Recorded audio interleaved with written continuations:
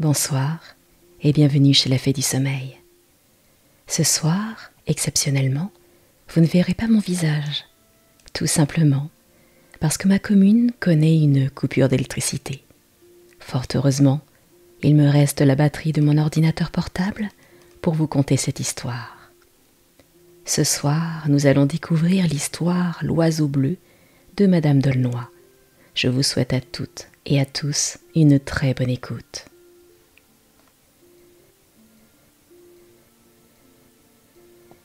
Il était une fois un roi fort riche en terre et en argent. Sa femme mourut, il en fut inconsolable. Il s'enferma 8 jours entiers dans un petit cabinet où il se cassait la tête contre les murs tant il était affligé. On craignit qu'il ne se tuât. On mit des matelas entre la tapisserie et la muraille, de sorte qu'il avait beau se frapper, il ne se faisait plus de mal. Tous ses sujets résolurent entre eux de l'aller voir et de lui dire ce qu'il pourrait de plus propre à soulager sa tristesse. Les uns préparaient des discours graves et sérieux, d'autres d'agréables et même de réjouissants. Mais cela ne faisait aucune impression sur son esprit. À peine entendait-il ce qu'on lui disait. Enfin, il se présenta devant lui une femme si couverte de crêpe noire, de voiles, de mantes, de longs habits de deuil, et qui pleurait et sanglotait si fort et si haut qu'il en demeura surpris. Elle lui dit qu'elle n'entreprenait point, comme les autres, de diminuer sa douleur, qu'elle venait pour l'augmenter, parce que rien n'était plus juste que de pleurer une bonne femme, que pour elle, qui avait eu le malheur de tous les maris, elle faisait bien son compte de pleurer tant qu'il lui resterait des yeux à la tête. Là-dessus, elle redoubla ses cris, et le roi, à son exemple, se mit à hurler. Il la reçut mieux que les autres. Il l'entretint de belles qualités de sa chair défunte, et elle renchérit celle de son cher défunt. Ils causèrent tant et tant qu'ils ne savaient plus que dire sur leur douleur. Quand la fine veuve vit la matière presque épuisée, elle leva un peu ses voiles, et le roi affligé se récréa à la vue à regarder cette pauvre affligée qui tournait et retournait fort à propos, 2 grands yeux bleus bordés de longues paupières noires. Son teint était assez fleuri. Le roi la considéra avec beaucoup d'attention. Peu à peu, il parla moins de sa femme, puis il n'en parla plus du tout. La veuve disait qu'elle voulait toujours pleurer son mari. Le roi la pria de ne point immortaliser son chagrin. Pour conclusion, l'on fut tout étonné qu'il l'épousât, et que le noir se changea en vert et en couleur de rose. Il suffit très souvent de connaître le faible des gens pour entrer dans leur cœur et pour en faire tout ce que l'on veut. Le roi n'avait eu qu'une fille de son premier mariage, qui passait pour la 8e merveille du monde, et on la nommait Florine, parce qu'elle ressemblait à Flore, tant elle était fraîche, jeune et belle. On ne lui voyait guère d'habits magnifiques. Elle aimait les robes de taffetas volant, avec quelques agrafes de pierreries et force guirlandes de fleurs, qui faisaient un effet admirable quand elles étaient placées dans ses beaux cheveux. Elle n'avait que 15 ans lorsque le roi se remaria. La nouvelle reine envoya quérir sa fille, qui avait été nourrie chez sa marraine, la fée Souciot. Mais elle n'en était ni plus gracieuse, ni plus belle. Souciot y avait voulu travailler et n'avait rien gagné. Elle ne laissait pas de l'aimer chèrement. On l'appelait Truitonne, car son visage avait autant de taches de rousseur qu'une truite. Ses cheveux noirs étaient si gras et si crasseux que l'on y pouvait toucher. Sa peau jaune distillait de l'huile. La reine ne lassait pas de l'aimer à la folie. Elle ne parlait que de la charmante Truitonne, et, comme Florine avait toutes sortes d'avantages au-dessus d'elle, la reine s'en désespérait. elle cherchait tous les moyens possibles de la mettre mal auprès du roi. Il n'y avait point de jour que la reine et Truitonne ne fissent quelques pièces à Florine. La princesse, qui était douce et spirituelle, tâchait de se mettre au-dessus des mauvais procédés. Le roi dit un jour à la reine que Florine et Truitonne étaient assez grandes pour être mariées, et qu'aussitôt un prince viendrait à la cour. Il fallait faire en sorte de lui en donner une des deux. « Je prétends, répliqua la reine, que ma fille soit la première établie. Elle est plus âgée que la vôtre, et, comme elle est 1000 fois plus aimable, il n'y a pas à balancer là-dessus. » Le roi, qui n'aimait point la dispute, lui dit qu'il le voulait bien et qu'il l'en faisait la maîtresse. À quelque temps de là, on apprit que le roi charmant devait arriver. Jamais prince n'avait porté plus loin la galanterie et la magnificence. Son esprit et sa personne n'avaient rien qui ne répondît à son nom. Quand la reine sut ces nouvelles, elle employa tous les brodeurs, tous les tailleurs et tous les ouvriers à faire des ajustements à Truitonne. Elle pria le roi que Florine n'eût rien de neuf, et, ayant gagné ses femmes, elle lui fit voler tous ses habits, toutes ses coiffures et toutes ses pierreries le jour même que Charmant arriva, de sorte que, lorsqu'elle se voulut parer, elle ne trouva pas un ruban. Elle vit bien d'où lui venait ce bon office. Elle envoya chez les marchands pour avoir des étoffes. Ils répondirent que la reine avait défendu qu'on lui en donnât. Elle demeura donc avec une petite robe fort crasseuse, et sa honte était si grande qu'elle se mit dans le coin de la salle lorsque le roi charmant arriva. La reine le reçut avec de grandes cérémonies. Elle lui présenta sa fille, plus brillante que le soleil, et plus laide par toutes ses parures qu'elle ne l'était ordinairement. Le roi en détourna ses yeux. La reine voulait se persuader qu'elle lui plaisait trop, et qu'il craignait de s'engager, de sorte qu'elle la faisait toujours mettre devant lui. Il demanda s'il n'y avait pas encore une autre princesse appelée Florine. « Oui, dit Truitonne, en la montrant avec le doigt. « La voilà, qui se cache, parce qu'elle n'est pas brave. » Florine rougit, et devint si belle, que le roi charmant demeura comme un homme ébloui. Il se leva promptement, et fit une profonde révérence à la princesse.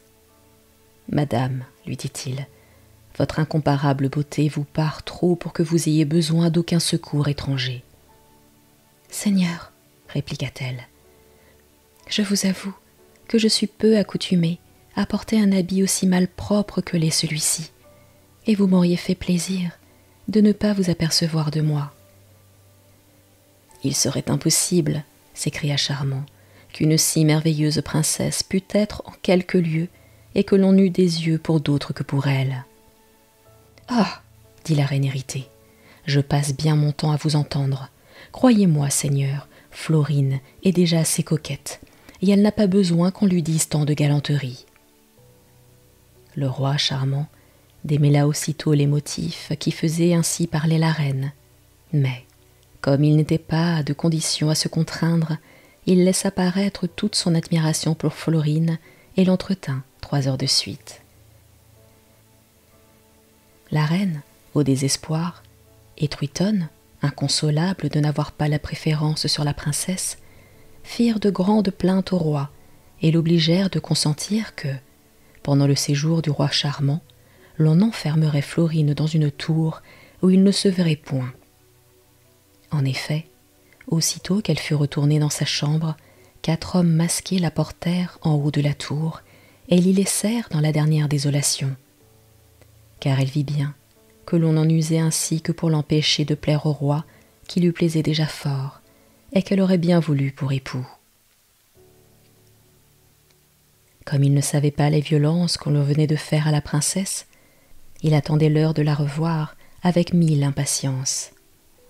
Il voulut parler d'elle à ceux que le roi avait mis auprès de lui pour lui faire plus d'honneur, mais, par l'ordre de la reine, ils lui dirent tout le mal qu'ils purent, qu'elle était coquette, inégale, de méchante humeur, qu'elle tourmentait ses amis et ses domestiques, qu'on ne pouvait être plus malpropre, et qu'elle poussait si loin l'avarice qu'elle aimait mieux être habillée comme une petite bergère que d'acheter de riches étoffes de l'argent que lui donnait son père. À tout ce détail, Charmant souffrait et se sentait de mouvements de colère qu'il avait bien de la peine à modérer. « Non, disait-il en lui-même, il est impossible que le ciel ait mis une âme si mal faite dans le chef-d'œuvre de la nature. Je conviens qu'elle n'était pas proprement mise quand je l'ai vue, mais la honte qu'elle en avait prouve assez qu'elle n'était point accoutumée à se voir ainsi. Quoi, elle serait mauvaise avec cet air de modestie et de douceur qui enchante? Ce n'est pas une chose qui me tombe sous le sens. Il m'est bien plus aisé de croire que c'est la reine qui l'a décrit ainsi. L'on n'est pas belle-mère pour rien, et la princesse Triton est une si laide bête qu'il ne serait point extraordinaire qu'elle portât envie à la plus parfaite de toutes les créatures. » Pendant qu'il raisonnait là-dessus, des courtisans qui l'environnaient devinaient bien à son air qu'il ne lui avait pas fait plaisir de parler mal de Florine. Il y en eut un, plus adroit que les autres, qui, changeant de ton et de langage pour connaître les sentiments du prince, se mit à dire des merveilles de la princesse. À ces mots, il se réveilla comme d'un profond sommeil. Il entra dans la conversation. La joie se répandit sur son visage. « Amour, amour, que l'on te cache difficilement. Tu parais partout, sur les lèvres d'un amant, dans ses yeux, au son de sa voix. Lorsque l'on aime, le silence, la conversation, la joie ou la tristesse, tout parle de ce qu'on ressent. » La reine, impatiente de savoir si le roi charmant était bien touché, envoya quérir ceux qu'elle avait mis dans ses confidences, et elle passa le reste de la nuit à les questionner.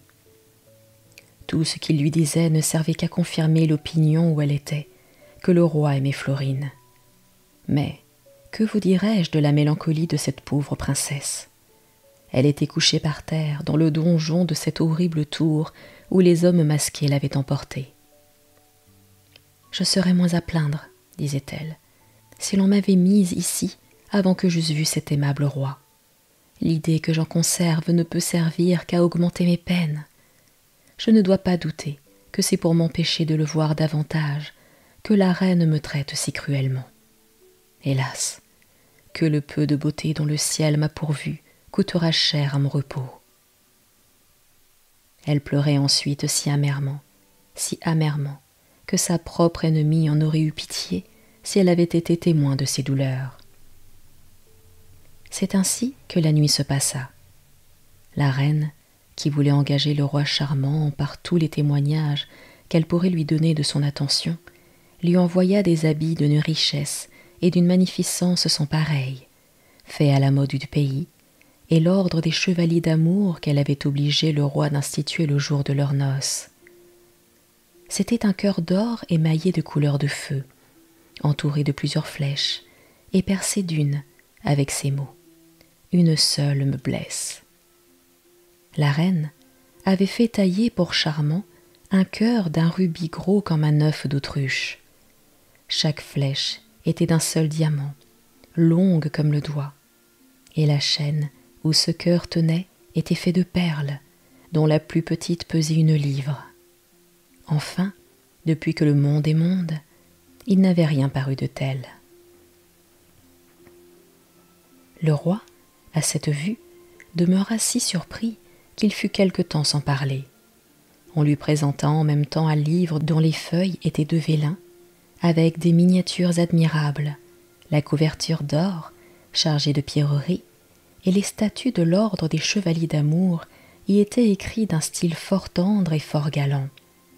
L'on dit au roi que la princesse qu'il avait vue le priait d'être son chevalier et qu'elle lui envoyait ce présent. À ces mots, il osa se flatter que c'était celle qu'il aimait.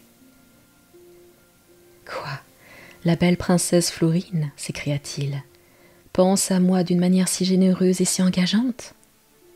Seigneur, lui dit-on, vous vous méprenez au nom, nous venons de la part de l'aimable Triton. C'est Triton qui me veut pour son chevalier ?» dit le roi d'un air froid et sérieux. « Je suis fâché de ne pouvoir accepter cet honneur, mais un souverain n'est pas assez maître de lui pour prendre les engagements qu'il voudrait. Je sais ceux d'un chevalier, je voudrais les remplir tous, et j'aime mieux ne pas recevoir la grâce qu'elle m'offre que de m'en rendre indigne. » Il remit aussitôt le cœur, la chaîne et le livre dans la même corbeille. Puis il envoya tout chez la reine, qui pensa étouffer de rage avec sa fille de la manière méprisante dont le roi étranger avait reçu une faveur si particulière. Lorsqu'il put aller chez le roi et la reine, il se rendit dans leur appartement. Il espérait que Florine y serait. Il regardait de tous côtés pour la voir.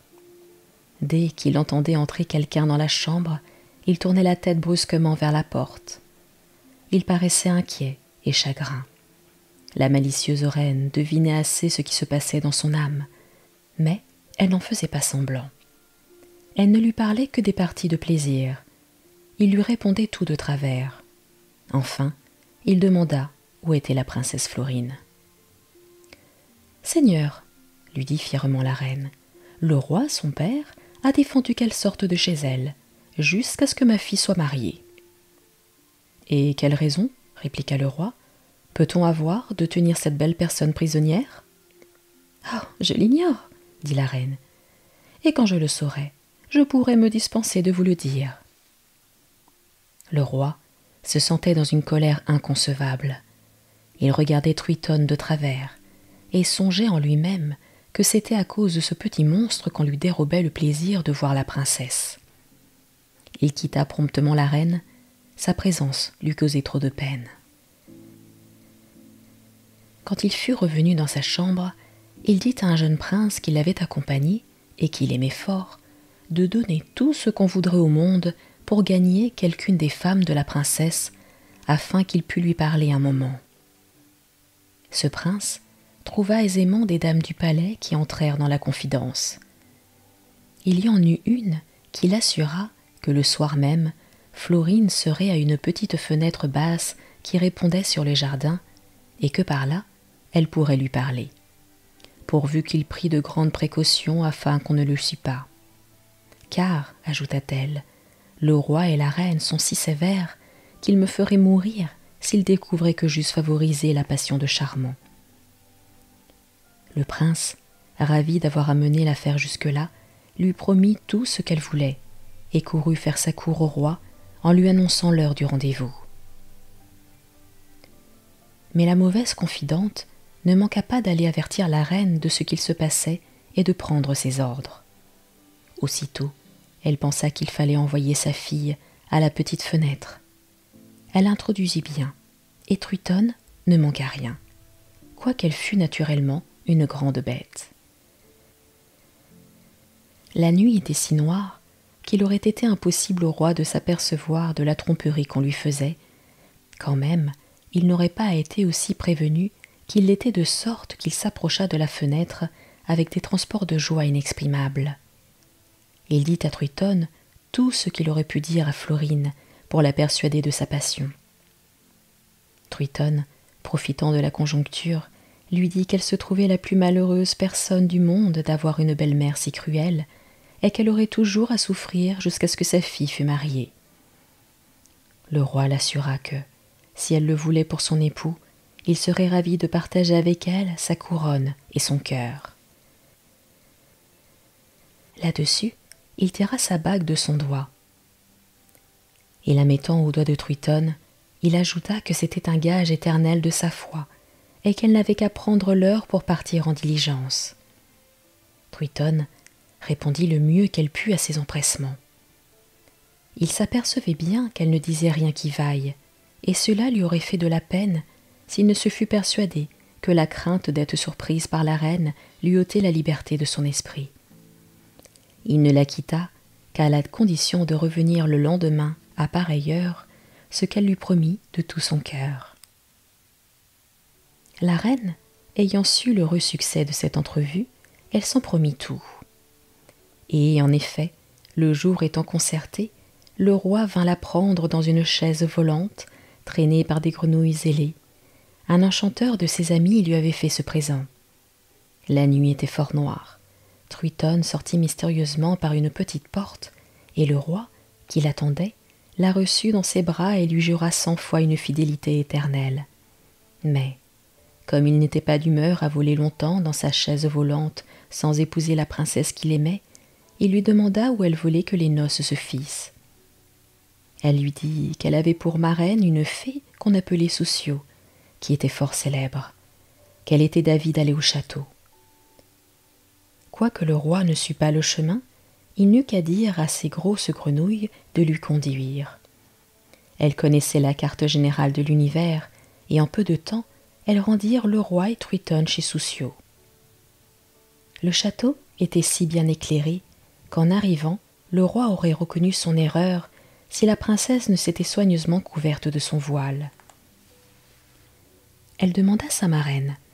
Elle lui parla en particulier et lui conta comme quoi elle avait attrapé Charmant et qu'elle la priait de l'apaiser. « Ah, ma fille, dit la fée, la chose ne sera pas facile. Il aime trop Florine. Je suis certaine qu'il va nous faire désespérer. » Cependant, le roi les attendait dans une salle dont les murs étaient de diamants, si clairs et si nets, qu'il vit au travers Soussio et Truitonne causer ensemble. Il croyait rêver. « Quoi ?» disait-il. « Ai-je été trahi ? Les démons ont-ils apporté cette ennemie de notre repos ? Vient-elle pour troubler mon mariage ? Ma chère Florine ne paraît point. Son père l'a peut-être suivie. » Il pensa 1000 choses qui commençaient à le désoler. Mais ce fut bien pis quand elles entrèrent dans la salle et que Soussio lui dit d'un air absolu. « Roi charmant, voici la princesse Truitonne à laquelle vous avez donné votre foi. Elle est ma filleule, et je souhaite que vous l'épousiez tout à l'heure. »« Moi » s'écria-t-il, « moi, j'épouserai ce petit monstre. Vous me croyez d'un naturel bien docile quand vous me faites de telles propositions. Sachez que je ne lui ai rien promis. Si elle dit autrement, elle en a... »« N'achevez pas, » interrompit Soussio, « et ne soyez jamais assez hardi pour me manquer de respect. »« Je consens, » répliqua le roi, « de vous respecter autant qu'une fée est respectable, pourvu que vous me rendiez ma princesse. »« Est-ce que je ne la suis pas, parjure ?» dit Truitonne en lui montrant sa bague. « À qui as-tu donné cet anneau pour gage de foi ? À qui as-tu parlé à la petite fenêtre, et si ce n'est pas à moi ?»« Comment donc ?» reprit-il. « J'ai été déçu et trompé. Non, non, je n'en serai point dupe. Allons, allons. Mes grenouilles, je veux partir tout à l'heure. »« Oh, ce n'est pas une chose en votre pouvoir, si je n'y consens, » dit Soussio. Elle le toucha, et ses pieds s'attachèrent au parquet, comme si on les y avait cloués. « Quand vous me lapideriez, lui dit le roi, quand vous m'écorcheriez, je ne serai point à une autre que Florine. J'y suis résolu, et vous pouvez après cela user de votre pouvoir à votre gré. » Soussio employa la douceur, les menaces, les promesses, les prières. Truitonne pleura, cria, gémit, se fâcha, s'apaisa. Le roi ne disait pas un mot, et les regardant toutes deux avec l'air du monde le plus indigné, il ne répondait rien à tout leur verbiage. Il se passa ainsi 20 jours et 20 nuits, sans qu'elles cessassent de parler, sans manger, sans dormir et sans s'asseoir. Enfin Soussio, à bout et fatigué, dit au roi : « Eh bien, vous êtes un opiniâtre qui ne voulait pas entendre raison. Choisissez ou d'être 7 ans en pénitence pour avoir donné votre parole sans la tenir, ou d'épouser ma filleule. » Le roi, qui avait gardé un profond silence, s'écria tout d'un coup : « Faites de moi tout ce que vous voudrez, pourvu que je sois délivré de cette maussade. »« Maussade vous-même » dit Truitonne en colère. « Je vous trouve un plaisant roitelet, avec cet équipage marécageux, de venir jusqu'en mon pays pour me dire des injures et manquer à votre parole. Si vous aviez 4 deniers d'honneur, en useriez-vous ainsi ?»«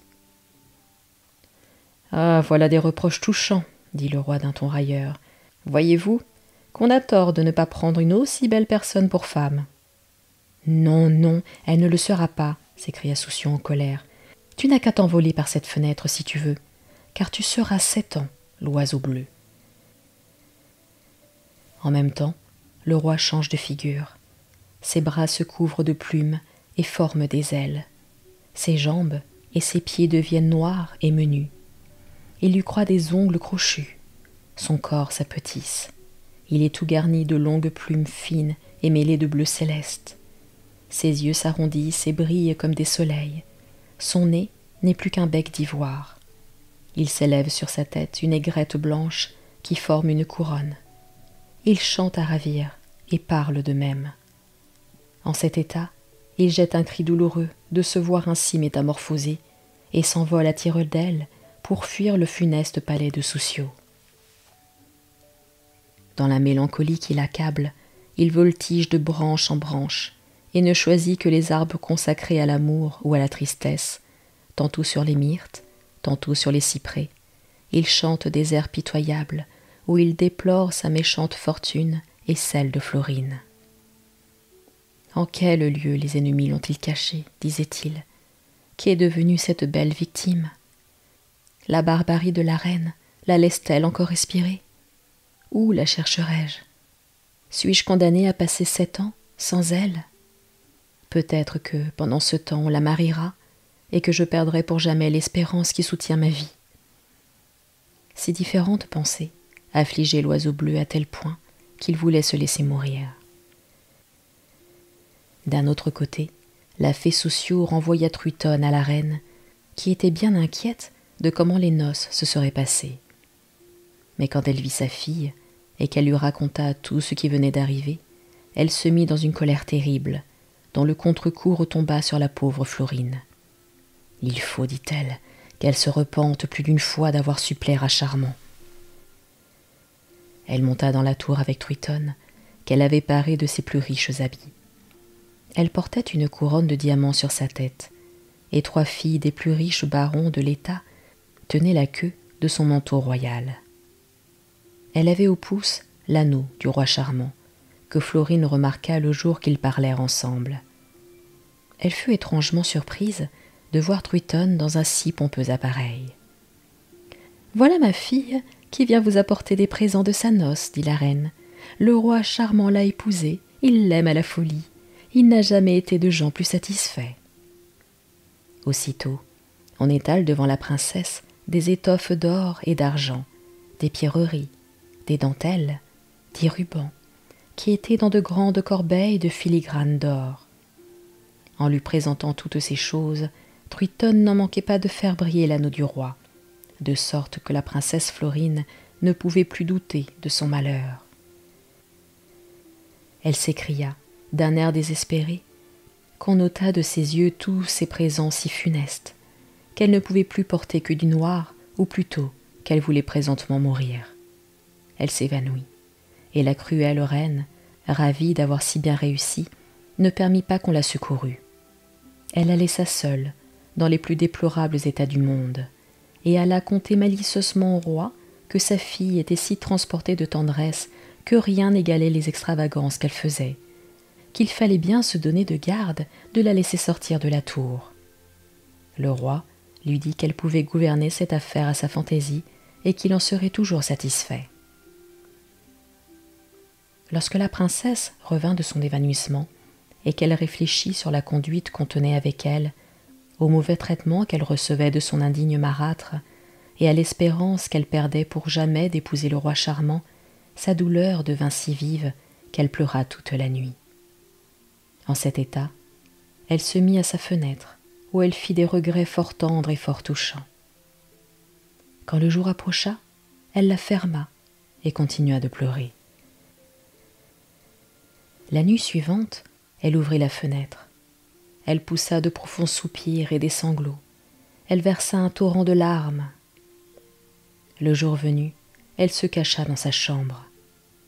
Cependant, le roi Charmant, ou pour mieux dire le bel oiseau bleu, ne cessait point de voltiger autour du palais. Il jugeait que sa chère princesse y était enfermée, et si elle faisait de tristes plaintes, les siennes ne l'étaient pas moins. Il s'approchait des fenêtres le plus qu'il pouvait, pour regarder dans les chambres, mais la crainte que Truitonne ne l'aperçût et ne se douta que c'était lui, l'empêchait de faire ce qu'il aurait voulu. « Il y va de ma vie, disait-il en lui-même. Si ces mauvaises découvraient où je suis, elles voudraient se venger. Il faudrait que je m'éloignasse, ou que je fusse exposé au dernier danger. » Ces raisons l'obligèrent à garder de grandes mesures, et d'ordinaire, il ne chantait que la nuit. Il y avait, vis-à-vis de la fenêtre où Florine se mettait, un cyprès d'une hauteur prodigieuse. L'oiseau bleu vint s'y percher. Il y fut à peine qu'il entendit une personne qui se plaignait. « Souffrirai-je encore longtemps ?» disait-elle. « La mort ne viendrait-elle point à mon secours? Ceux qui la craignent ne la voient que trop tôt. Je la désire, et la cruelle me fuit. Ah, barbare reine, que t'ai-je fait pour me retenir dans une captivité si affreuse? N'as-tu pas assez d'autres endroits pour me désoler? Tu n'as qu'à me rendre témoin du bonheur que ton indigne fille goûte avec le roi charmant. » L'oiseau bleu n'avait pas perdu un mot de cette plainte. Il en demeura bien surpris, et il attendit le jour avec la dernière impatience pour voir la dame affligée. Mais avant qu'il vînt, elle avait fermé la fenêtre et s'était retirée. L'oiseau curieux ne manqua pas de revenir la nuit suivante. Il faisait clair de lune. Il vit une fille à la fenêtre de la tour qui commençait ses regrets. « Fortune, disait-elle, toi qui me flattais de régner, toi qui m'avais rendu l'amour de mon père, que t'ai-je fait pour me plonger tout d'un coup dans les plus amères douleurs? Est-ce dans un âge aussi tendre que le mien qu'on doit commencer à ressentir ton inconstance? Reviens, barbare, s'il est possible. Je te demande, pour toute faveur, de terminer ma fatale destinée. » L'oiseau bleu écoutait, et plus il écoutait, plus il se persuadait que c'était son aimable princesse qui se plaignait. Il lui dit: « Adorable Florine, merveille de nos jours, pourquoi voulez-vous finir si promptement les vôtres? Vos maux ne sont point sans remède. »« Eh, qui me parle ?» s'écria-t-elle, d'une manière si consolante. « Un roi malheureux, reprit l'oiseau, qui vous aime et n'aimera jamais que vous. »« Un roi qui m'aime ?» ajouta-t-elle. « Est-ce ici un piège que me tend mon ennemi? Mais au fond, qui gagnera-t-elle? Si elle cherche à découvrir mes sentiments, je suis prête à lui en faire l'aveu. »« Non, ma princesse, répondit-il, l'amant qui vous parle n'est point capable de vous trahir. » En achevant ces mots, il vola sur la fenêtre. Florine eut d'abord grande peur d'un oiseau si extraordinaire, qui parlait avec autant d'esprit que s'il avait été un homme, quoiqu'il conservât le petit son de voix d'un rossignol. Mais la beauté de son plumage et ce qu'il lui dit la rassura. « M'est-il permis de vous revoir, ma princesse ?» s'écria-t-il. « Puis-je goûter un bonheur si parfait sans mourir de joie? Mais hélas, que cette joie est troublée par votre captivité et l'état où la méchante Souciot m'a réduit pour 7 ans. »« Et qui êtes-vous, charmant oiseau ?» dit la princesse en le caressant. « Vous avez dit mon nom, » ajouta le roi, « et vous feignez de ne pas me reconnaître. »« Quoi? Le plus grand roi du monde? Quoi? Le roi charmant, dit la princesse, serait le petit oiseau que je tiens? » « Hélas, belle Florine, ce n'est que trop vrai, reprit-il, et si quelque chose m'en peut consoler, c'est que j'ai préféré cette peine à celle de renoncer à la passion que j'ai pour vous. »« Pour moi? » dit Florine. « Ah, ne cherchez point à me tromper. Je sais que vous avez épousé Truitonne. J'ai reconnu votre anneau à son doigt. Je l'ai vue toute brillante de diamants que vous lui avez donnés. Elle est venue m'insulter dans ma triste prison, chargée d'une riche couronne et d'un manteau royal qu'elle tenait de votre main, pendant que j'étais chargée de chaînes et de fer. »« Vous avez vu Truitonne en cet équipage ?» interrompit le roi. « Sa mère et elle ont osé vous dire que ces joyaux venaient de moi. Ô ciel! Est-il possible que j'entende des mensonges si affreux et que je ne puisse m'en venger aussitôt que je le souhaite? Sachez qu'elles ont voulu me décevoir, qu'abusant de votre nom, elles m'ont engagé d'enlever cette laide Truitonne, mais, aussitôt que je connus mon erreur, je voulus l'abandonner, et je choisis enfin d'être oiseau bleu 7 ans de suite, plutôt que de manquer à la fidélité que je vous ai vouée. » Florine avait un plaisir si sensible d'entendre parler son aimable amant qu'elle ne se souvenait plus des malheurs de sa prison. Que ne lui dit-elle pas pour le consoler de sa triste aventure et pour le persuader qu'elle ne ferait pas moins pour lui qu'il n'avait fait pour elle? Le jour paraissait. La plupart des officiers étaient déjà levés, que l'oiseau bleu et la princesse parlaient encore ensemble. Ils se séparèrent avec mille peines, après s'être promis que toutes les nuits, ils s'entretiendraient ainsi. La joie de s'être trouvés était si extrême qu'il n'est point de terme capable de l'exprimer. Chacun de son côté remerciait l'amour et la fortune. Cependant, Florine s'inquiétait pour l'oiseau bleu.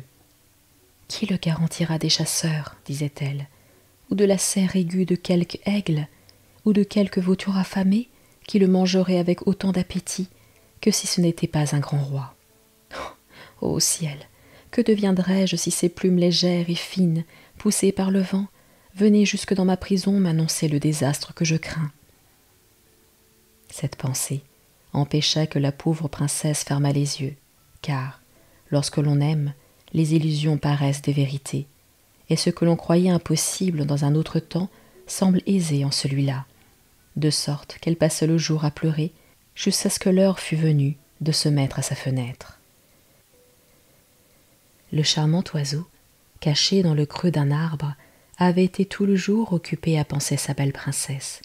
« Que je suis content, disait-il, de l'avoir retrouvée, qu'elle est engageante, que je sens vivement les bontés qu'elle me témoigne. » Ce tendre amant comptait jusqu'au moindre moment de la pénitence qui l'empêchait de l'épouser, et jamais on n'en a désiré la fin avec plus de passion.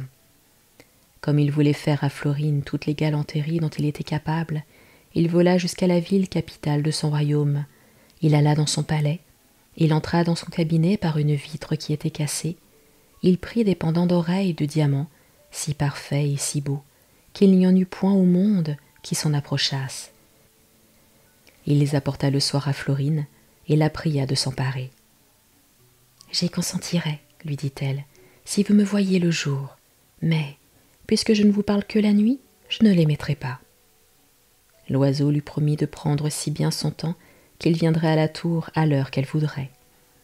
Aussitôt, elle mit les pendants d'oreilles, et la nuit se passa à causer, comme s'était passé l'autre. Le lendemain, l'oiseau bleu retourna dans son royaume. Il alla à son palais. Il entra dans son cabinet par la vitre rompue. Il y en apporta les plus riches bracelets que l'on eût encore vus. Ils étaient d'une seule émeraude, taillés en facettes creuses par le milieu pour y passer la main et le bras. « Pensez-vous, lui dit la princesse, que mes sentiments pour vous aient besoin d'être cultivés par des présents? Ah, que vous me connaissez mal. »« Non, madame, répliqua-t-il, je ne crois pas que les bagatelles que je vous offre soient nécessaires pour me conserver votre tendresse. Mais la mienne serait blessée si je négligeais aucune occasion de vous marquer mon attention.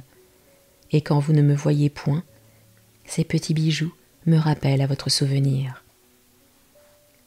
Florine lui dit là-dessus 1000 choses obligeantes, auxquelles il répondit par 1000 autres qui ne l'étaient pas moins.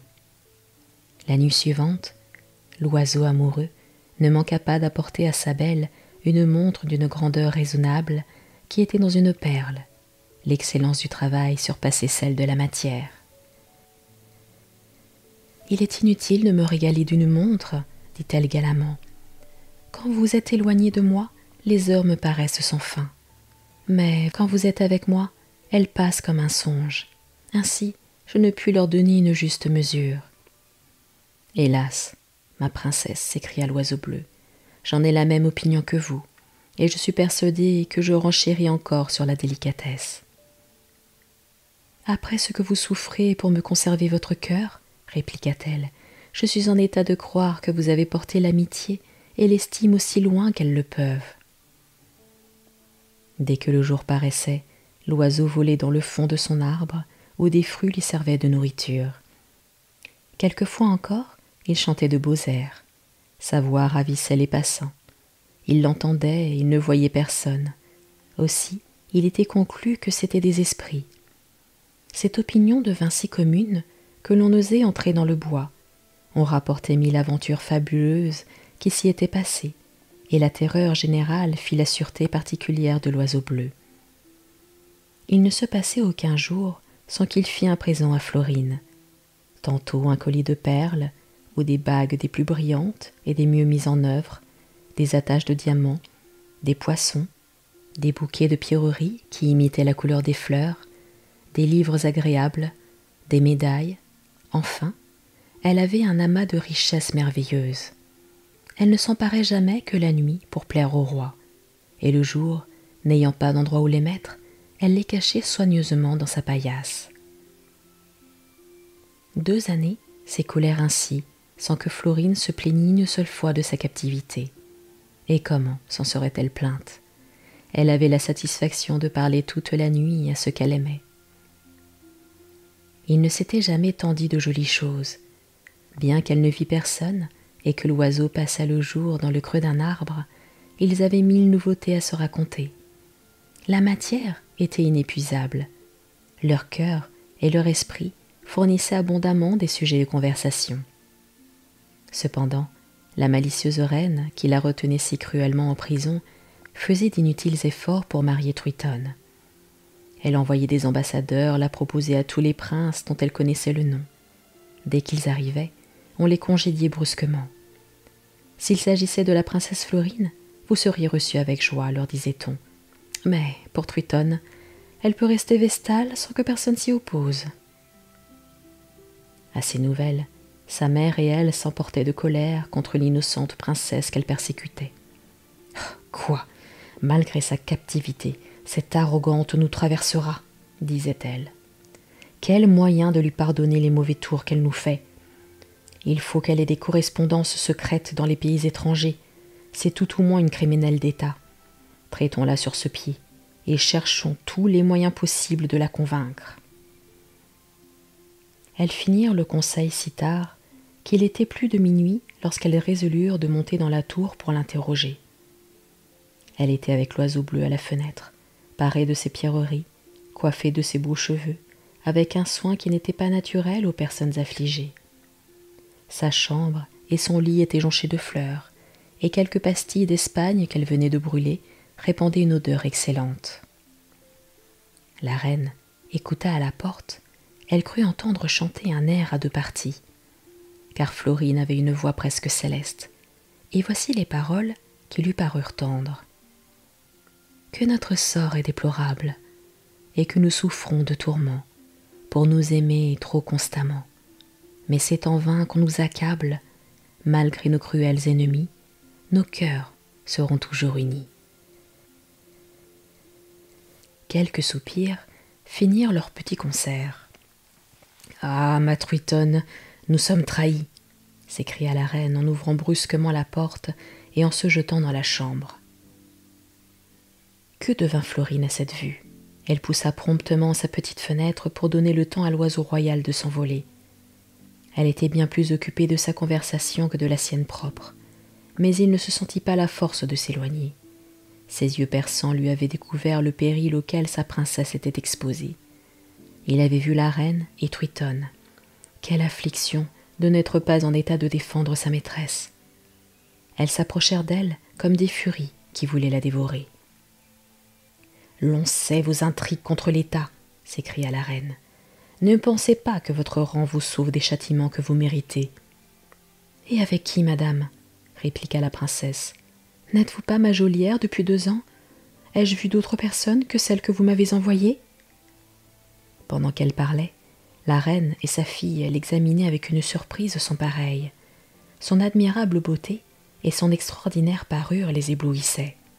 « Et d'où viennent, madame, dit la reine, ces pierreries qui brillent plus que le soleil? Nous feriez-vous à croire qu'il y en a des mines dans cette tour? »« Je les ai trouvées, répliqua Florine. C'est tout ce que j'en sais. » La reine la regardait attentivement, pour pénétrer jusqu'au fond de son cœur ce qui s'y passait. « Nous ne sommes pas vos dupes, dit-elle. Vous pensez nous en faire accroire, mais, princesse, nous savons ce que vous faites depuis le matin jusqu'au soir, On vous a donné tous ces bijoux dans la seule vue de vous obliger à vendre le royaume de votre père. »« Je serais fort en état de le livrer, » répondit-elle avec un sourire dédaigneux. « Une princesse infortunée, qui languit dans les fers depuis si longtemps, peut beaucoup dans un complot de cette nature. »« Et pour qui donc, reprit la reine, êtes-vous coiffée comme une petite coquette, votre chambre pleine d'odeurs, et votre personne si magnifique qu'au milieu de la cour, vous seriez moins parée. »« J'ai assez de loisirs, dit la princesse. Il n'est pas extraordinaire que j'en donne quelques moments à m'habiller. J'en passe tant d'autres à pleurer mes malheurs que ceux-là ne sont pas à me reprocher. »« Ça, voyons, dit la reine, si cette innocente personne n'a point quelque traité fait avec les ennemis. » Elle chercha elle-même partout, et venant à la paillasse qu'elle fit vider, elle y trouva une si grande quantité de diamants, de perles, de rubis, d'émeraudes et de topazes, qu'elle ne savait d'où cela venait. Elle avait résolu de mettre en quelque lieu des papiers pour perdre la princesse. Dans le temps qu'on n'y prenait pas garde, elle en cacha dans la cheminée. Mais par bonheur, l'oiseau bleu était perché au-dessus, qui voyait mieux qu'un lynx et qui écoutait tout. Il s'écria : « Prends garde à toi, Florine, voilà ton ennemi qui veut te faire une trahison. » Cette voix, si peu attendue, épouvanta à tel point la reine qu'elle n'osa faire ce qu'elle avait médité. « Vous voyez, madame, dit la princesse, que les esprits qui volent en l'air me sont favorables. »« Je crois, dit la reine, outrée de colère, que les démons s'intéressent pour vous, mais malgré eux votre père saura se faire justice. »« Plutôt ciel, s'écria Florine, n'avoir à craindre que la fureur de mon père, mais la vôtre, madame, est plus terrible. » La reine la quitta, troublée de tout ce qu'elle venait de voir et d'entendre. Elle tint conseil sur ce qu'elle devait faire contre la princesse. On lui dit que, si quelque fée ou quelque enchanteur la prenait sous leur protection, le vrai secret pour les irriter serait de lui faire de nouvelles peines, et qu'elle serait mieux d'essayer de découvrir son intrigue. La reine approuva cette pensée. Elle envoya coucher dans sa chambre une jeune fille qui contrefaisait l'innocente. Elle eut l'ordre de lui dire qu'on la mettait auprès d'elle pour la servir. Mais quelle apparence de donner dans un panneau si grossier! La princesse la regarda comme une espionne. Elle ne put ressentir une douleur plus violente. « Quoi, je ne parlerai plus à cet oiseau qui m'est si cher, disait-elle. Il m'aidait à supporter mes malheurs. Je soulageais les siens. Notre tendresse nous suffisait. Que va-t-il faire? Que ferais-je moi-même » En pensant à toutes ces choses, elle versait des ruisseaux de larmes. Elle n'osait plus se mettre à la petite fenêtre, quoiqu'elle entendît voltiger autour. Elle mourait d'envie de lui ouvrir, mais elle craignait d'exposer la vie de ce cher amant. Elle passa un mois entier sans paraître. L'oiseau bleu se désespérait. Quelle plainte ne faisait-il pas? Comment vivre sans voir sa princesse? Il n'avait jamais mieux ressenti les maux de l'absence et de ceux de la métamorphose. Il cherchait inutilement des remèdes, à l'une et à l'autre. Après s'être creusé la tête, il ne trouvait rien qui le soulageât. L'espionne de la princesse, qui veillait jour et nuit depuis un mois, se sentit si accablée de sommeil qu'enfin elle s'endormit profondément. Florine s'en aperçut.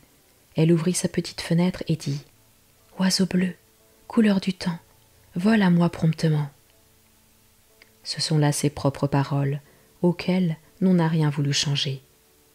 L'oiseau les entendit si bien qu'il vint promptement sur la fenêtre. Quelle joie de se revoir! Qu'ils avaient tant de choses à se dire. Les amitiés et les protestations de fidélité se renouvelèrent 1000 et 1000 fois. La princesse n'ayant pu s'empêcher de répandre ses larmes, son amant s'attendrit beaucoup et la consola de son mieux. Enfin, l'heure de se quitter étant venue, sans que la geôlière ne se fût réveillée, ils se dirent l'adieu du monde le plus touchant. Le lendemain encore, l'espionne s'endormit. La princesse diligemment se mit à la fenêtre, puis elle dit, comme la première fois : « Oiseau bleu, couleur du temps, vole à moi promptement. » Aussitôt, l'oiseau vint, et la nuit se passa comme l'autre, sans bruit et sans éclat, dont nos amants étaient ravis. Il se flattait que la surveillante prendrait tant de plaisir à dormir qu'elle en ferait autant toutes les nuits. Effectivement, la troisième se passa encore très heureusement, mais pour celle qui suivit, la dormeuse, ayant entendu du bruit, elle écouta sans faire semblant de rien. Puis, elle regarda de son mieux et vit au clair de la lune le plus bel oiseau de l'univers qui parlait à la princesse, qui la caressait avec sa patte, qui la becquetait doucement. Enfin, elle entendit plusieurs choses de leur conversation et demeura très étonnée, car l'oiseau parlait comme un amant et la belle Florine lui répondait avec tendresse. Le jour parut, ils se dirent adieu, et comme s'ils eussent eu un pressentiment de leur prochaine disgrâce, ils se quittèrent avec une peine extrême. La princesse se jeta sur son lit, toute baignée de ses larmes, et le roi retourna dans le creux de son arbre. Sa geôlière courut chez la reine. Elle lui apprit tout ce qu'elle avait vu et entendu. La reine envoya quérir Truitonne et ses confidentes. Elles raisonnèrent longtemps ensemble et conclurent que l'oiseau bleu était le roi charmant. « Quel affront !» s'écria la reine. « Quel affront, ma Truitonne ! Cette insolente princesse, que je croyais si affligée, jouissait en repos des agréables conversations de notre ingrat.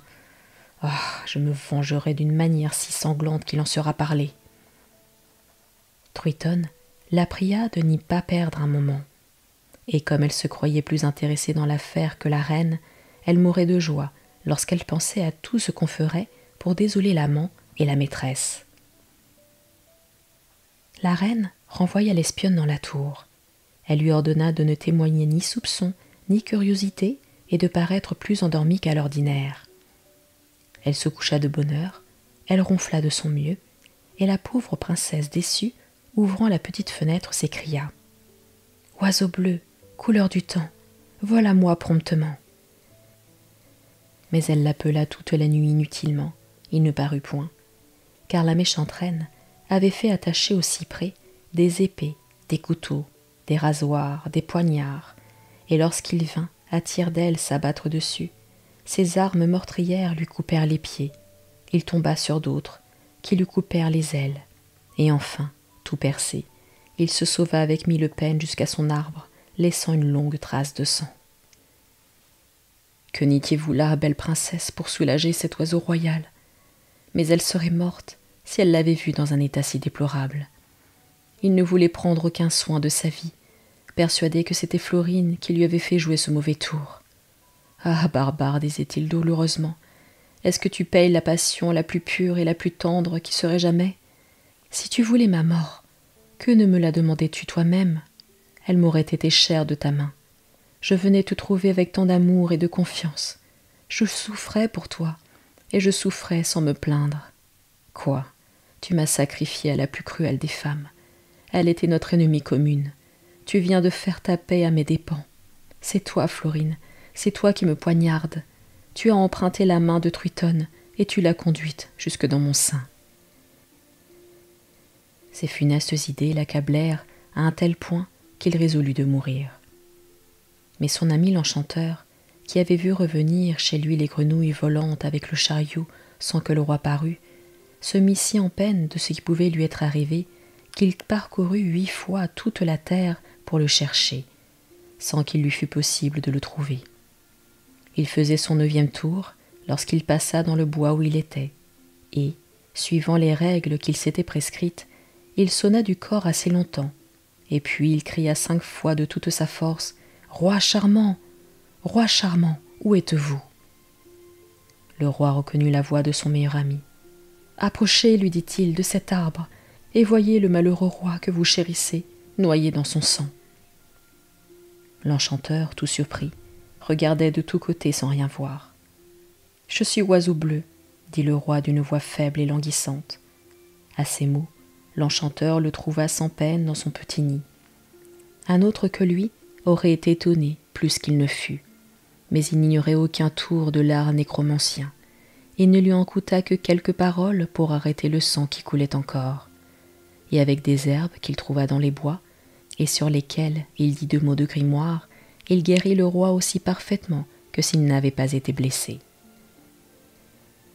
Il le pria ensuite de lui apprendre par quelle aventure il était devenu oiseau et qui l'avait blessé si cruellement. Le roi contenta sa curiosité.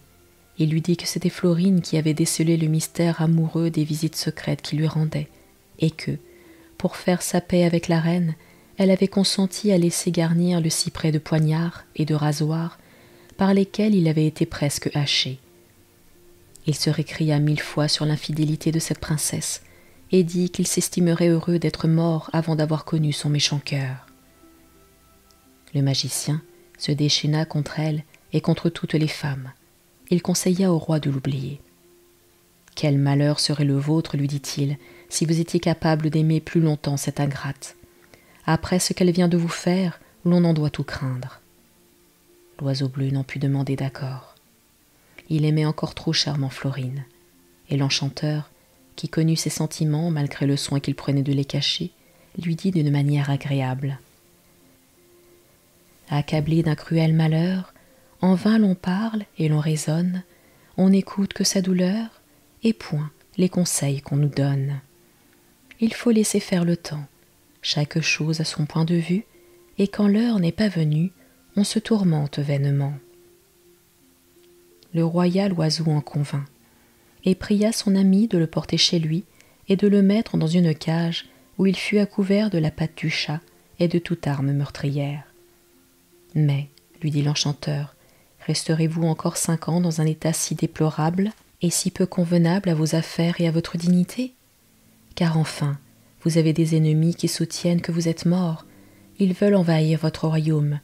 Je crois bien que vous ne l'ayez perdu avant d'avoir recouvré votre première forme. »« Ne pourrais-je pas, répliqua-t-il, aller dans mon palais et gouverner tout comme je faisais ordinairement ? » ?»« Oh, s'écria mon ami, la chose est difficile. Tel qui veut obéir à un homme ne veut pas obéir à un perroquet. Tel vous craint étant roi, étant environné de grandeur et de faste, qui vous arrachera toutes les plumes en vous voyant petit oiseau ? » « Ah, faiblesse humaine, brillant extérieur, s'écria le roi, encore que tu ne signifies rien pour le mérite et la vertu, tu ne laisses pas d'avoir des endroits décevants, dont on ne saurait presque se défendre. Eh bien, continua-t-il, soyons philosophes, méprisons ce que nous ne pouvons obtenir, notre parti ne sera point le plus mauvais. »« Je ne me rends pas si tôt, dit le magicien, j'espère trouver quelques bons expédients. » Florine, la triste Florine, désespérée de ne plus voir le roi, passait les jours et les nuits à la fenêtre, répétant sans cesse « Oiseau bleu, couleur du temps, vole à moi promptement. » La présence de son espionne ne l'en empêchait point, son désespoir était tel qu'elle ne ménageait plus rien. « Qu'êtes-vous devenu, roi charmant ?» s'écria-t-elle. « Nos communs ennemis vous ont-ils fait ressentir les cruels effets de leur rage ? Avez-vous été sacrifié à leur fureur ? Hélas, hélas, n'êtes-vous plus ? Ne dois-je plus vous voir, ou, fatigué de mes malheurs, m'avez-vous abandonné à la dureté de mon sort ? » Que de larmes, que de sanglots suivaient ces tendres plaintes. Que les heures étaient devenues longues par l'absence d'un amant si aimable et si cher. La princesse, abattue, malade, maigre et changée, pouvait à peine se soutenir. Elle était persuadée que tout ce qu'il y a de plus funeste était arrivé au roi. La reine et Truitonne triomphaient. La vengeance leur faisait plus de plaisir que l'offense ne leur avait fait de peine. Et, au fond, de quelle offense s'agissait-il ? Le roi charmant n'avait pas voulu épouser un petit monstre qui avait 1000 sujets de haïr. Cependant, le père de Florine, qui devenait vieux, tomba malade et mourut.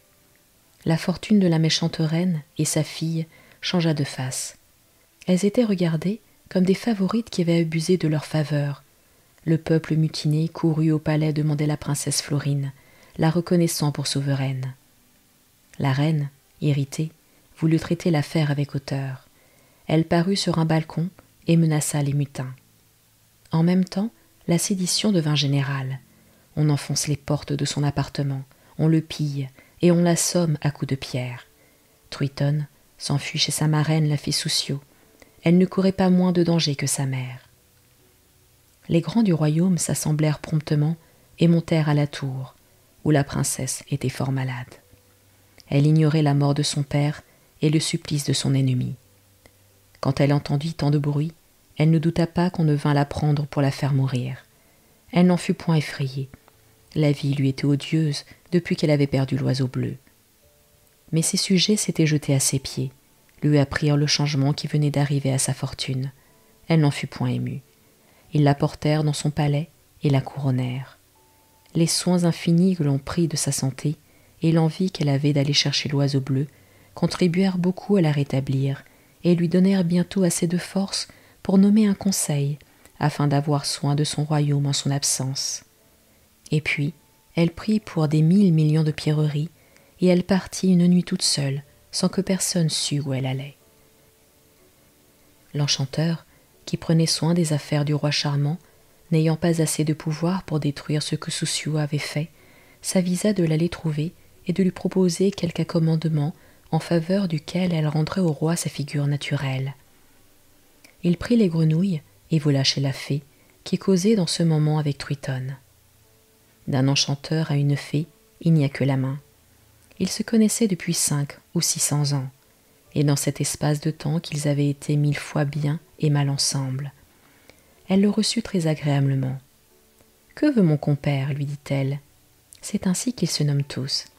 Y a-t-il quelque chose pour son service qui dépende de moi ?»« Oui, ma commère, dit le magicien. Vous pouvez tout pour ma satisfaction. Il s'agit du meilleur de mes amis, d'un roi que vous avez rendu infortuné. »« Ah, je vous entends, compère, s'écria Soussio. J'en suis fâché, mais il n'y a point de grâce à espérer pour lui s'il ne veut épouser ma filleule. La voilà belle et jolie, comme vous voyez, qu'il se consulte. » L'enchanteur pensa demeurer muet. Il la trouva laide. Cependant, il ne pouvait se résoudre à s'en aller sans régler quelque chose avec elle, parce que le roi avait couru 1000 risques depuis qu'il était en cage. Le clou qui l'accrochait s'était rompu, la cage était tombée, et sa majesté emplumée souffrit beaucoup de cette chute. Minet, qui se trouvait dans la chambre lorsque cet accident arriva, lui donna un coup de griffe dans l'œil dont il pensa rester borgne. Une autre fois, on avait oublié de lui donner à boire. Il allait le grand chemin d'avoir la pépie, quand on lui garantit par quelques gouttes d'eau. Un petit coquin de singe s'était échappé, attrapa ses plumes au travers des barreaux de sa cage, et il l'épargna aussi peu qu'il l'aurait fait avec un geai ou un merle. Le pire de tout cela, c'est qu'il était sur le point de perdre son royaume. Ses héritiers faisaient tous les jours des fourberies nouvelles pour trouver qu'il était mort. Enfin, l'enchanteur conclut avec sa commère Soussio qu'elle mènerait Truitonne dans le palais du roi charmant, qu'elle y resterait quelques mois, pendant lesquels il prendrait sa résolution de l'épouser, et qu'elle lui rendrait sa figure, quitte à reprendre celle d'oiseau s'il ne voulait pas se marier. La fée donna des habits tout d'or et d'argent à Truitonne, puis elle la fit monter en trousse derrière elle sur un dragon, et elles se rendirent au royaume de Charmant, qui venait d'y arriver avec son fidèle ami l'enchanteur. En 3 coups de baguette, il se vit le même qu'il avait été, beau, aimable, spirituel et magnifique, mais il achetait bien cher le temps dont on diminuait sa pénitence. La seule pensée d'épouser Truitonne le faisait frémir. L'enchanteur lui disait les meilleures raisons qu'il pouvait. Elle ne faisait qu'une médiocre impression sur son esprit, et il était moins occupé de la conduite de son royaume que des moyens de proroger le terme que Soussio lui avait donné pour épouser Truitonne. Cependant, la reine Florine, déguisée sous un habit de paysanne, avec ses cheveux épars et mêlés, qui cachaient son visage, un chapeau de paille sur la tête, un sac de toile sur son épaule, commença son voyage, tantôt à pied, tantôt à cheval, tantôt par mer, tantôt par terre. Elle faisait toute la diligence possible. Mais, ne sachant où elle devait tourner ses pas, elle craignait toujours d'aller d'un côté pendant que son aimable roi serait de l'autre. Un jour qu'elle s'était arrêtée au bord d'une fontaine dont l'eau argentée bondissait sur des petits cailloux, elle eut envie de se laver les pieds. Elle s'assit sur le gazon. Elle releva ses cheveux blonds avec un ruban et mit ses pieds dans le ruisseau. Elle ressemblait à Diane qui se baigne au retour d'une chasse. Il passa dans cet endroit une petite vieille toute voûtée, appuyée sur un gros bâton. Elle s'arrêta et lui dit « « Que faites-vous là, ma belle fille? Vous êtes bien seule ?»« Ma bonne mère, dit la reine, je ne laisse pas d'être en grande compagnie, car j'ai avec moi les chagrins, les inquiétudes et les déplaisirs. » À ces mots, ses yeux se couvrirent de larmes. « Quoi, si jeune, vous pleurez ?» dit la bonne dame. « Ah, ma fille, ne vous affligez pas. Dites-moi ce que vous avez sincèrement, et j'espère vous soulager. » La reine le voulut bien. Elle lui conta ses ennuis, la conduite que la fée Soucieux avait tenue dans cette affaire, et enfin, comme elle cherchait l'oiseau bleu. La petite vieille se redresse, s'agence, change tout d'un coup de visage, paraît belle, jeune, habillée superbement, et regardant la reine avec un sourire gracieux. « Incomparable Florine, lui dit-elle, le roi que vous cherchez n'est plus oiseau. Ma sœur Soucieux lui a rendu sa première figure. Il est dans son royaume. Ne vous affligez point, vous y arriverez, et vous viendrez à bout de votre dessein. Voici 4 œufs. Vous les casserez dans vos pressants besoins, et vous y trouverez des secours qui vous seront utiles. » En achevant ces mots, elle disparut. Florine se sentit fort consolée de ce qu'elle venait d'entendre.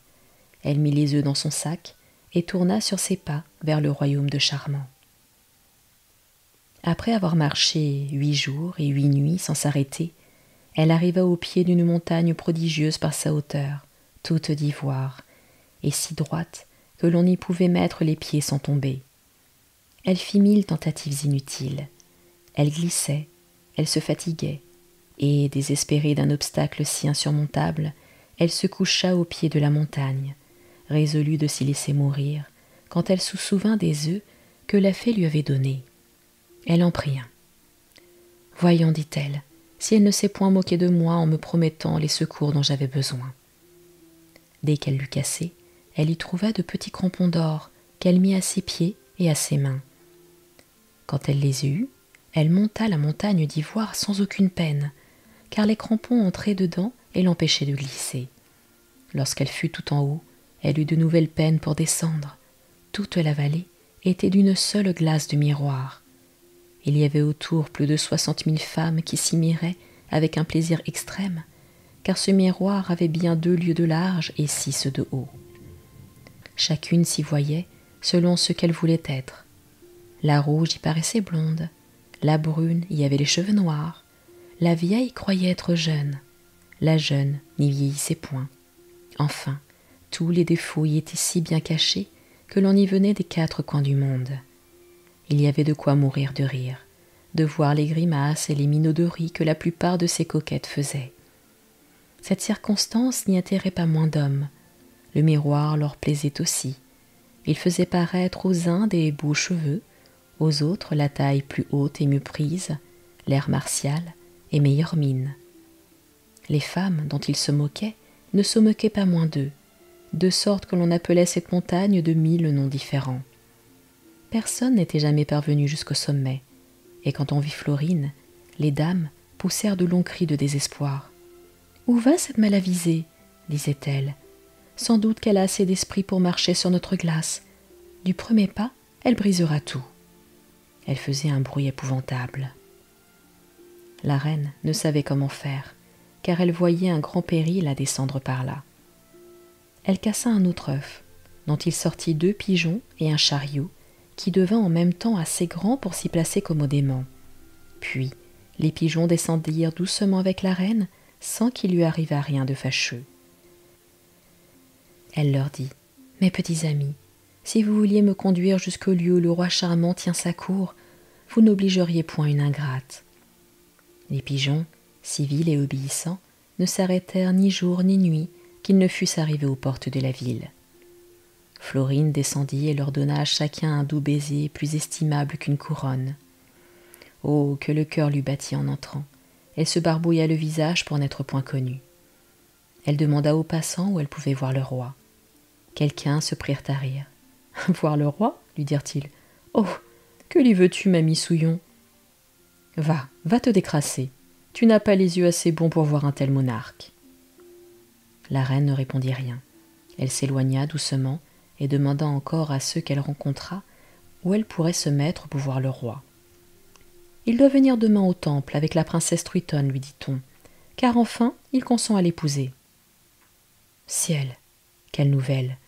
Truitonne, l'indigne Truitonne sur le point d'épouser le roi. Florine pensa mourir. Elle n'eut plus de force pour parler ni pour marcher. Elle se mit sous une porte, assise sur des pierres, bien cachée de ses cheveux et de son chapeau de paille. « Infortunée que je suis, disait-elle, je viens ici pour augmenter le triomphe de ma rivale et me rendre témoin de sa satisfaction. C'était donc à cause d'elle que l'oiseau bleu cessa de venir me voir. C'était pour ce petit monstre qu'il me faisait la plus cruelle de toutes les infidélités, pendant qu'abîmée dans la douleur, je m'inquiétais pour la conservation de sa vie. Le traître avait changé, et se souvenant moins de moi que s'il ne m'avait jamais vue, il me laissait le soin de m'affliger de sa trop longue absence sans se soucier de la mienne. Quand on a beaucoup de chagrin, il est rare d'avoir bon appétit. La reine chercha où se loger et se coucha sans souper. Elle se leva avec le jour, elle courut au temple. Elle n'y entra qu'après avoir essuyé 1000 rebuffades des gardes et des soldats. Elle vit le trône du roi et celui de Truitonne, qu'on regardait déjà comme la reine. Quelle douleur pour une personne aussi tendre et aussi délicate que Florine. Elle s'approcha du trône de sa rivale. Elle se tint debout, appuyée contre un pilier de marbre. Le roi vint le premier, plus beau et plus aimable qu'il eût été de sa vie. Truitonne parut ensuite, richement vêtue, et si laide qu'elle en faisait peur. Elle regarda la reine en fronçant le sourcil. « Qui es-tu, lui dit-elle, pour oser t'approcher de mon excellente figure et si près de mon trône d'or ?»« Je me nomme Missouillon, répondit-elle. Je viens de loin pour vous vendre des raretés. » Elle fouilla aussitôt dans son sac de toile. Elle en tira des bracelets d'émeraude que le roi charmant lui avait donnés. « Oh, dit Truitonne, voilà de jolies verrines. En veux-tu une pièce de 5 sous ?»« Montrez-les, madame, aux connaisseurs, dit la reine, et puis nous ferons notre marché. » Truitonne, qui aimait le roi plus tendrement qu'une telle bête n'en était capable, étant ravie de trouver des occasions de lui parler, s'avança jusqu'à son trône et lui montra les bracelets, le priant de lui dire son sentiment. À la vue de ces bracelets, il se souvint de ceux qu'il avait donnés à Florine. Il pâlit, il soupira, et fut longtemps sans répondre. Enfin, craignant qu'on ne s'aperçût de l'état où ses différentes pensées le réduisaient, il se fit un effort et lui répliqua. « Ces bracelets valent, je crois, autant que mon royaume. Je pensais qu'il n'y en avait qu'une paire au monde, mais en voilà de semblables. » Truitonne revint de son trône, où elle avait moins bonne mine qu'une huître à l'écaille. Elle demanda à la reine combien, sans surfaire, elle voulait de ces bracelets. « Vous auriez trop de peine à me les payer, madame, dit-elle. Il vaut mieux vous proposer un autre marché. Si vous me voulez procurer de coucher une nuit dans le cabinet des échos, qui est au palais du roi, je vous donnerai mes émeraudes. »« Je le veux bien, Missouillon, dit Truitonne, en riant comme une perdue et montrant des dents plus longues que les défenses d'un sanglier. Le roi ne s'informa point d'où venaient ces nouveaux bracelets, moins par indifférence pour celle qui les présentait, bien qu'elle ne fût guère propre à faire naître la curiosité, que par un éloignement invincible qu'il sentait pour Truitonne. Or, il est à propos qu'on sache que, pendant qu'il était oiseau bleu, il avait conté à la princesse qu'il y avait sous son appartement un cabinet qu'on appelait le cabinet des échos, qui était si ingénieusement fait que tout ce qui s'y disait fort bas était entendu du roi lorsqu'il était couché dans sa chambre. Et comme Florine voulait lui reprocher son infidélité, elle n'en avait point imaginé de meilleurs moyens. On la mena dans le cabinet par ordre de Truitonne. Elle commença ses plaintes et ses regrets. « Le malheur dont je voulais douter n'est que trop certain, crut à l'oiseau bleu, dit-elle. Tu m'as oublié, tu aimes mon indigne rival. Les bracelets que j'ai reçus de ta déloyale main n'ont pu me rappeler à ton souvenir, tant j'en suis éloignée. » Alors, les sanglots interrompirent ses paroles, et quand elle eut assez de force pour parler, elle se plaignit encore et continua jusqu'au jour. Les valets de chambre l'avaient entendue toute la nuit gémir et soupirer. Ils le dirent à Truitonne, qui lui demanda quel tintamarre elle avait fait. La reine lui dit qu'elle dormait si bien qu'ordinairement elle rêvait et qu'elle parlait souvent très haut. Pour le roi, il ne l'avait point entendu. Par une fatalité étrange, c'est que, depuis qu'il avait aimé Florine, il ne pouvait plus dormir, et lorsqu'il se mettait au lit pour prendre quelque repos, on lui donnait de l'opium. La reine passa une partie du jour dans une étrange inquiétude. S'il m'a entendu, disait-elle, se peut-il une indifférence plus cruelle? S'il ne m'a pas entendu, que ferais-je pour parvenir à me faire entendre? Il ne se trouvait plus de rareté extraordinaire, car des pierreries sont toujours belles, mais il fallait quelque chose qui piquât le goût de Truitonne. Elle eut recours à ses œufs. Elle en cassa un. Aussitôt, il en sortit un petit carrosse d'acier poli, garni d'or de rapport. Il était attelé de 6 souris vertes, conduites par un raton couleur de rose, et le postillon, qui était aussi de famille ratonnière, était gris de lin. Il y avait dans ce carrosse 4 marionnettes plus fringantes et plus spirituelles que toutes celles qui paraissent aux foires Saint-Germain et Saint-Laurent. Elles faisaient des choses surprenantes, particulièrement 2 petites égyptiennes qui, pour danser la sarabande et les passe-pieds, ne l'auraient pas cédé alléance. La reine demeura ravie de ce nouveau chef-d'œuvre de l'art nécromancien. Elle ne dit mot jusqu'au soir, qui était l'heure que Truitonne allait à la promenade. Elle se mit dans une allée, faisant galoper ses souris, qui traînaient le carrosse, les ratons et les marionnettes. Cette nouveauté étonna si fort Truitonne qu'elle s'écria 2 ou 3 fois. « Missouillon, Missouillon, veux-tu 5 sous du carrosse et de ton attelage souriquois ?» Demandez aux gens de lettres et au docteur de ce royaume, dit Florine, ce qu'une telle merveille peut valoir, et je m'en rapporterai à l'estimation du plus savant. Truitonne, qui était absolu en tout, lui répliqua. Sans m'importuner plus longtemps de ta crasseuse présence, dis-moi le prix. Dormir encore dans le cabinet des échos, dit-elle, c'est tout ce que je demande. Va, pauvre bête, répliqua Truitonne, tu n'en seras pas refusée. Et se tournant vers ces dames, voilà une sotte créature, dit-elle, de retirer si peu d'avantage de ses raretés. La nuit vint.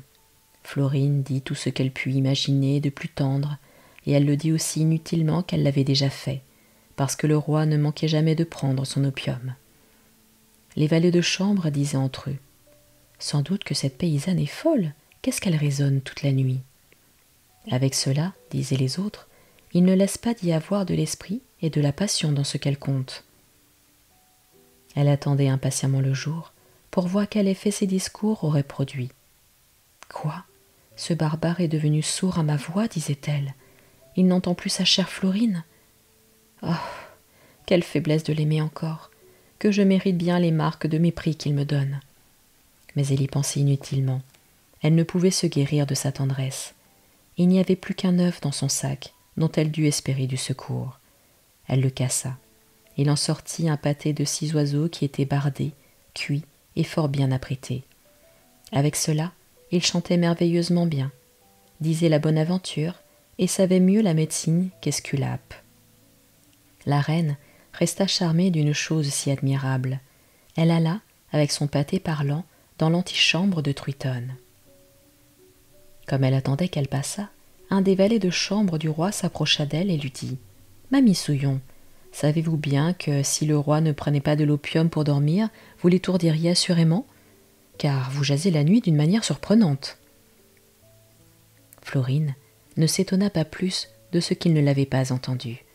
Elle fouilla dans son sac et lui dit « Je crains si peu d'interrompre le repos du roi que, si vous voulez ne point lui donner d'opium ce soir, en cas que je couche dans ce même cabinet, toutes ces perles et tous ces diamants seront pour vous. » Le valet de chambre y consentit et lui en donna sa parole.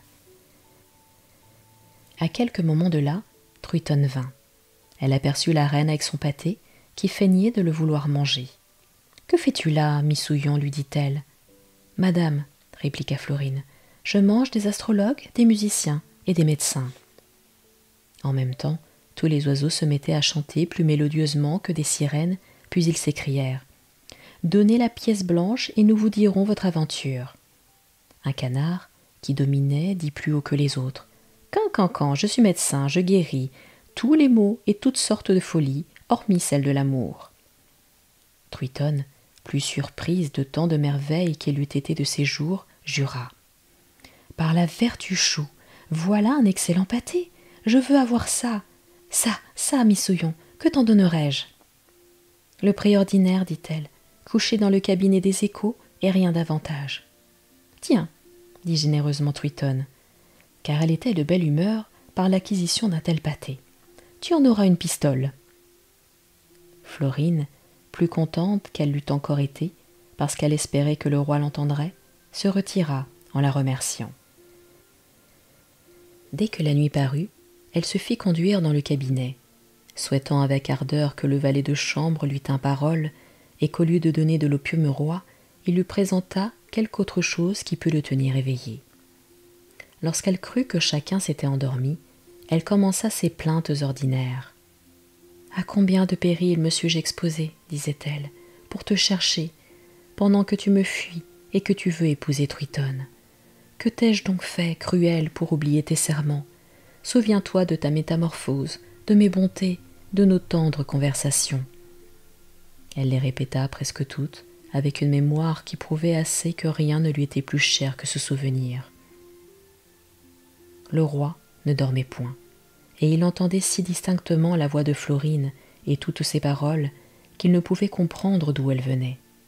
Mais son cœur, pénétré de tendresse, lui rappela si vivement l'idée de son incomparable princesse qu'il sentit sa séparation avec la même douleur qu'au moment où les couteaux l'avaient blessé sur le cyprès. Il se mit à parler de son côté, comme la reine avait fait du sien. « Ah, princesse, dit-il, trop cruel pour un amant qui vous adorait. Est-il possible que vous m'ayez sacrifié à nos communes ennemies ?» Florine entendit ce qu'il disait, et ne manqua pas de lui répondre et de lui apprendre que, s'il voulait entretenir la Missouillon, il serait éclairci de tous les mystères qu'il n'avait pu pénétrer jusqu'alors. À ces mots, le roi, impatient, appela l'un de ses valets de chambre et lui demanda s'il pouvait point trouver Missouillon et la mener.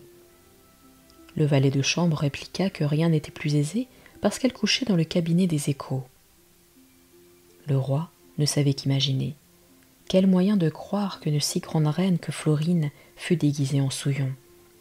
Et quel moyen de croire que Missouillon eût la voix de la reine et sût ses secrets si particuliers, à moins que ce ne fût elle-même? Dans cette incertitude, il se leva, et, s'habillant avec précaution, il descendit par un degré dérobé dans le cabinet des échos, dont la reine avait ôté la clé, mais le roi en avait une qui ouvrait toutes les portes du palais. Il la trouva avec une légère robe de taffetas blanc, qu'elle portait sous ses vilains habits. Ses beaux cheveux couvraient ses épaules. Elle était couchée sur un lit de repos, et une lampe un peu éloignée ne rendait qu'une lumière sombre. Le roi entra tout d'un coup, et son amour l'emportant sur son ressentiment, dès qu'il la reconnut, il vint se jeter à ses pieds. Il mouilla ses mains de ses larmes et pensa mourir de joie, de douleur et de 1000 pensées différentes qui lui passèrent en même temps dans l'esprit. La reine ne demeura pas moins troublée. Son cœur se serra, elle pouvait à peine soupirer. Elle regardait fixement le roi sans rien lui dire, et quand elle eut la force de lui parler, elle n'eut pas celle de lui faire des reproches. Le plaisir de le revoir lui fit oublier pour quelque temps les sujets de plainte qu'elle croyait avoir. Enfin, ils s'éclaircirent, ils se justifièrent, leur tendresse se réveilla, et tout ce qui les embarrassait, c'était la fée Soucieux. Mais dans ce moment, l'enchanteur, qui aimait le roi, arriva avec une fée fameuse. C'était justement celle qui donna les 4 œufs à Florine. Après les premiers compliments, l'enchanteur et la fée déclarèrent que, leur pouvoir étant unis en faveur du roi et de la reine, Soucieux ne pouvait rien contre eux, et qu'ainsi leur mariage ne recevrait aucun retardement. Il est aisé de se figurer la joie de ces 2 jeunes amants. Dès qu'il fut jour, on la publia dans tout le palais, et chacun était ravi de voir Florine. Ces nouvelles allèrent jusqu'à Triton. Elle accourut chez le roi. Quelle surprise d'y trouver sa belle rivale! Dès qu'elle voulut ouvrir la bouche pour lui dire des injures, l'enchanteur et la fée parurent, qui la métamorphosèrent en truie, afin qu'elle lui restât au moins une partie de son nom et de son naturelle grandeur. Elle s'enfuit toujours grognant jusque dans la basse-cour, où de longs éclats de rire que l'on fit sur elle achevèrent de la désespérer. Le roi charmant et la reine Florine, délivrés d'une personne si odieuse, ne pensèrent plus qu'à la fête de leurs noces. La galanterie et la magnificence y parurent également. Il est aisé de juger de leur félicité après de si longs malheurs. Quand Truitonne aspirait à l'hymen de Charmant, et que sans avoir pu lui plaire, elle voulait former ce triste engagement que la mort seule peut défaire, qu'elle était imprudente, hélas. Sans doute, elle ignorait qu'un pareil mariage devient un funeste esclavage si l'amour ne le forme pas. Je trouve que Charmant fut sage. À mon sens, il vaut beaucoup mieux être oiseau bleu, corbeau, devenir hibou même, que d'éprouver la peine extrême d'avoir ce que l'on hait toujours devant les yeux. En ces sortes d'hymens, notre siècle est fertile. Les hymens seraient plus heureux si l'on trouvait encore quelque enchanteur habile qui voulût s'opposer à ces coupables nœuds et ne jamais souffrir que l'hyménée unisse, par intérêt ou par caprice, de cœurs infortunés, s'ils ne s'aiment tous deux. Et c'est ainsi que se termine le conte L'Oiseau bleu de Madame d'Aulnoy. C'était la Fée du sommeil. Je vous retrouve très prochainement pour une nouvelle histoire. Je vous souhaite une douce nuit et je vous dis à très bientôt.